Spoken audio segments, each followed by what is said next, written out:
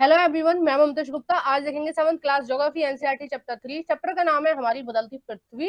और इस चैप्टर का हमने थ्योरी वाला पोर्शन पहले कंप्लीट कर लिया है। अभी तक आपने नहीं देखा है तो इसी वीडियो के डिस्क्रिप्शन में मैंने दो प्लेलिस्ट की लिंक डाल रखी है, एक एमसीक्यू की, एक थ्योरी की।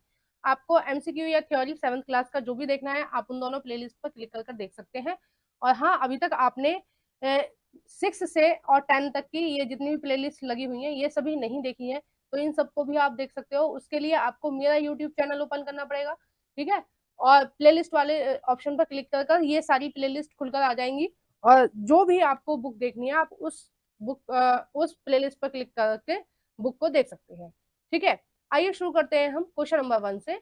निम्नलिखित में से कौन सा बल अंतःजनिक बल यानी कि एंडोजेनिक फोर्स का उदाहरण है? एंडोजेनिक फोर्स का उदाहरण कौन सा है? ए है पवन, बी है समुद्र तरंगे, सी है भूकंप और डी है हिमनद।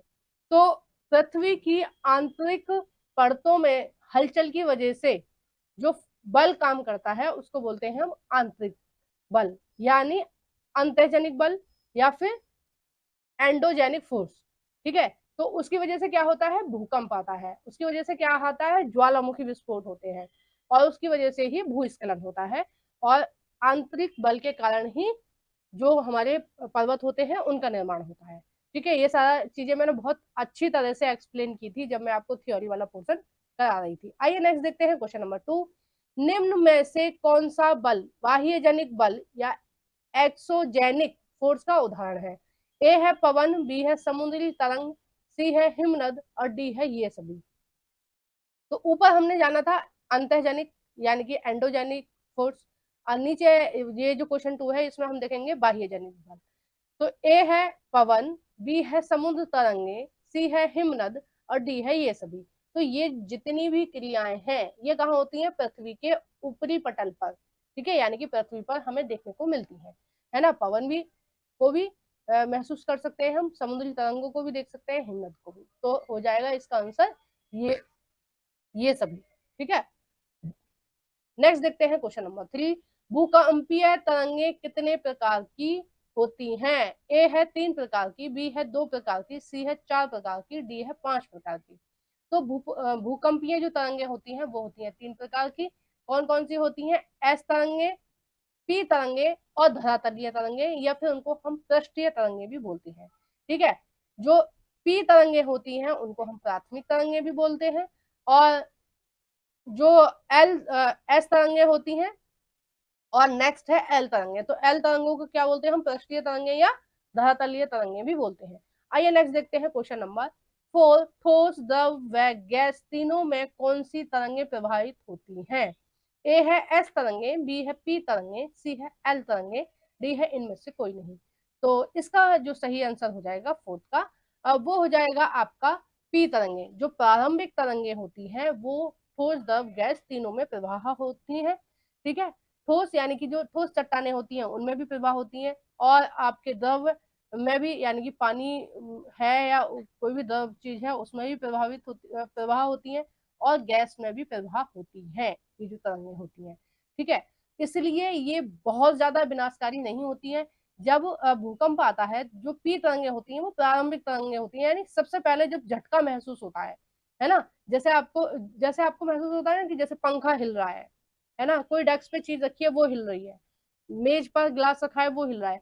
जब आपको हिलने कुछ भी चीज हिलने का डुलने का आभास होता है तो वो कौन सी तरंगे होती हैं? वो होती हैं पी तरंगे। और जब भूकंप आता है तो सबसे पहले ये तरंगे आती हैं, ठीक है। दूसरे नंबर पे आती हैं एस तरंगे और तीसरे नंबर पर एल तरंगे आती हैं, ठीक है। तो ये सबसे कम विनाशकारी होती हैं, या फिर हम कहें कि ना के बराबर विनाशकारी होती हैं। सबसे ज्यादा विनाशकारी होती हैं, पी से ज्यादा विनाशकारी होती हैं एस तरंगे, और उसके बाद होती हैं एल तरंगे। जो एस तरंगे आती हैं तो क्या होता है? बिल्डिंग वगैरह गिरने लगती है। आइए नेक्स्ट देखते हैं क्वेश्चन नंबर 5। सॉरी, इसका आंसर नहीं बताया मैंने, क्वेश्चन नंबर 4 का, हाँ बी था इसका आंसर, ठीक है। नेक्स्ट है क्वेश्चन नंबर 5। केवल ठोस पदार्थ में प्रवाह होने वाली तरंगे कौन सी हैं? केवल ठोस में ए है एस तरंगे, बी है पी तरंगे, सी है एल तरंगे, डी है ये सभी। तो मैंने आपको बताया था ना कि जो पी तरंगे है वो तो तीनों में प्रभाव होती है, ठोस, द्रव, गैस में। जबकि एस तरंगे जो होती हैं ये बहुत ज्यादा विनाशकारी होती हैं क्योंकि ये केवल ठोस में प्रभाव होती है। ठोस में प्रवाह होती हैं। जब ये तरंगे आती हैं तो ये बिल्डिंग वगैरह जो होती हैं उनसे ये टकराती हैं और उनको तोड़ देती हैं। ठीक है, बिल्डिंगें चटक जाती हैं, गिर जाती हैं। अभी जैसे मैंने आपको उदाहरण में भी बताया था जब मैं थ्योरी वाला पोर्शन करा रही थी कि ये जो म्यांमार में अभी हाल फिलहाल में भूकंप आया है, उसमें बहुत बड़ी बड़ी बिल्डिंग गिर गई हैं।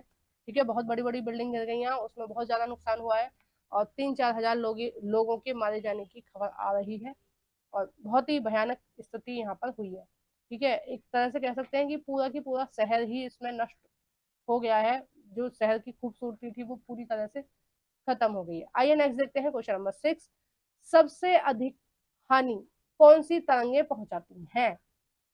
ए है एल तरंगे, जिनको हम धरातलीय तरंगे भी बोलते हैं या पृष्ठीय तरंगे भी बोलते हैं। ठीक है, क्योंकि ये क्या करती हैं, ये धरातल के साथ साथ चलती हैं। धरातल को मतलब आप समझ रहे हो, जहां पर आप बैठे हो, खड़े हो, लेटे हो। ठीक है, मतलब जमीन। तो ये क्या होता है, धरातल के साथ साथ चलती हैं तरंगे। बी है एस तरंगे, सी है पी तरंगे और डी इसमें ऊपर है ऑप्शन, इनमें से कोई नहीं। तो इसका जो आंसर सही हो जाएगा 6 का, वो हो जाएगा ए एल तरंगे। ठीक है, सबसे विनाशकारी कौन सी होती है? एल तरंगे होती है, मैंने आपको ऊपर भी बताया था। आइए नेक्स्ट देखते हैं क्वेश्चन नंबर 7। भूकंप से सबसे अधिक हानि होती है? ए है उद्गम केंद्र पर, यानी कि जहां पर स्टार्ट होता है। बी है फोकस पर, सी है अधिकेंद्र पर, डी है इनमें से कोई नहीं। तो सबसे ज्यादा हानि कहाँ होती है? अधिकेंद्र पर होती है। ऑप्शन नंबर सी सही है। ठीक है, फोकस या उद्गम स्थान एक ही बात है। हिंदी में इसको उद्गम स्थान बोलते हैं, इंग्लिश में इसको फोकस बोलते हैं। ठीक है, और अधिकेंद्र को इंग्लिश में क्या बोलते हैं? अधिकेंद्र को इंग्लिश में बोलते हैं एपिसेंटर। ठीक है, मान लो ये पृथ्वी की प्लेटें हैं, ये आपस में टकरा रही हैं। ठीक है, ये दोनों प्लेटें आपस में टकरा रही हैं, तो सबसे पहले हलचल कहाँ महसूस होगी? यहाँ पर। ठीक है, यहाँ पर महसूस होगी हलचल। तो ये जो पॉइंट होगा नीचे पृथ्वी की आंतरिक परतों में, जो पॉइंट होगा उसको बोलेंगे हम फोकस या उद्गम स्थान।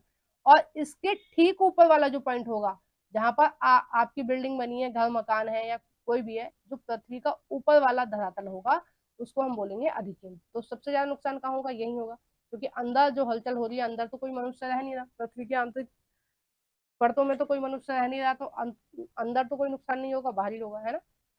आइए नेक्स्ट देखते हैं क्वेश्चन नंबर 8। भूकंप की उत्पत्ति से पहले कौन सी कौन सी गैस निकलती है? इस गैस के उत्पन्न होने से भी पता लगाया जा सकता है कि कहीं ना कहीं भूकंप आने वाला है, भूकंप का प्रभाव है इस एरिया में। तो कौन सी गैस है जो भूकंप आने से पहले निकलती है? ए है CO2, बी है Rn और सी है SO2 और डी है H2SO4। तो 8 का जो सही आंसर हो जाएगा वो हो जाएगा बी। ये जो Rn है, Rn का मतलब हो गया रेडान। ठीक है, Rn का क्या मतलब हो गया? Radon gas. ठीक है, Rn माने रेडान गैस। तो रेडान गैस हमारे जब प्रवाह होती है हमारे वायुमंडल में, जब भूकंप आने वाला होता है। ठीक है, तो इससे भी कई बार पता लगाया जा सकता है, लेकिन बहुत ना के बराबर संभावना होती है पता लगाने की, क्योंकि बहुत अ, ये जो क्रिया है ना भूकंप वाली, ये बहुत तीव्र क्रिया है, तो इसमें पता नहीं चलता है।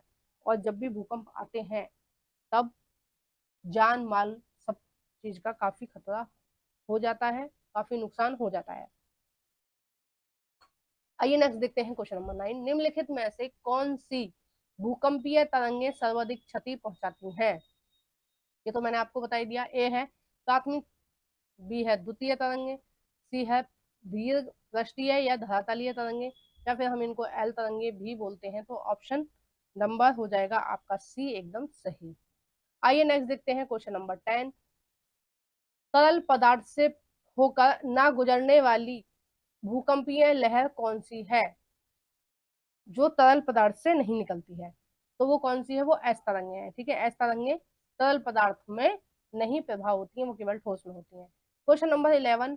रेक्टर स्केल का प्रयोग किसकी तीव्रता मापने के लिए किया जाता है? ए है वायु, बी है जल और सी है तरंग और डी है भूकंप। तो इसका जो सही आंसर हो जाएगा वो हो जाएगा डी, कि रेक्टर स्केल का जो प्रयोग किया जाता है वो किसके लिए किया जाता है? भूकंप मापने के लिए किया जाता है। आइए नेक्स्ट देखते हैं क्वेश्चन नंबर 12। सिस्मोग्राफ किसका विज्ञान है? ए है नदियों का, बी है पर्वत का, सी है भूकंप का, डी है वायु का। तो इसका जो सही आंसर हो जाएगा वो हो जाएगा सी, सिस्मोग्राफ किसका अध्ययन है?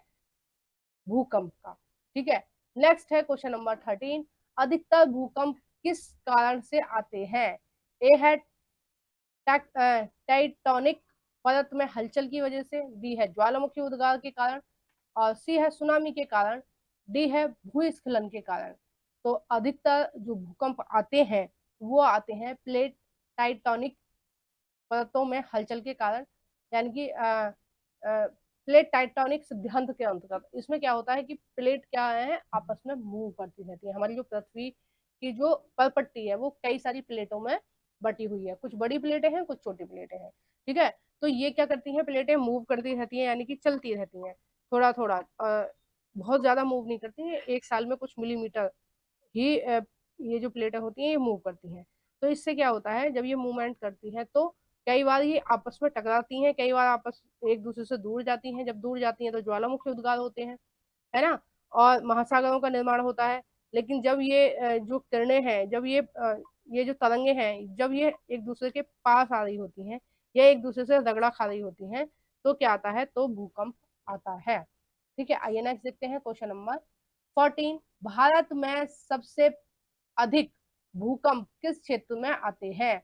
ए है हिमालयी क्षेत्र में, बी है विंध्याचल क्षेत्र में, सी है अरावली क्षेत्र में, डी है नीलगिरी क्षेत्र में। तो 14 का जो सही आंसर हो जाएगा वो हो जाएगा ए, हिमालयी क्षेत्र में। और देखो इसका क्या कारण है कि हिमालयी क्षेत्र में क्यों आते हैं, क्योंकि मैंने आपको बताया जो हिमालय वाली जो प्लेट है, ठीक है, ये जो भारत, हमारा जो भारत है, एक मिनट में भारत का नक्शा बनाती हूँ अभी आपको।